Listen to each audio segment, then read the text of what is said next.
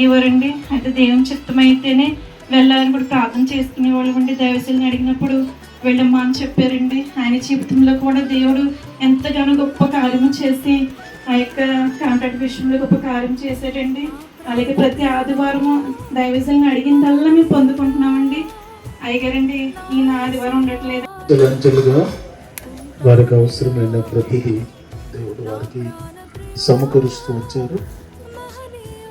ఆధ్యాత్మికంగా దేవుని పనిలో వారు నిమగ్నమై ఉండినప్పుడు వారి పిల్లల జీవితాలను కూడా దేవుడే మేలుకరంగా మలచటం ప్రారంభించారు.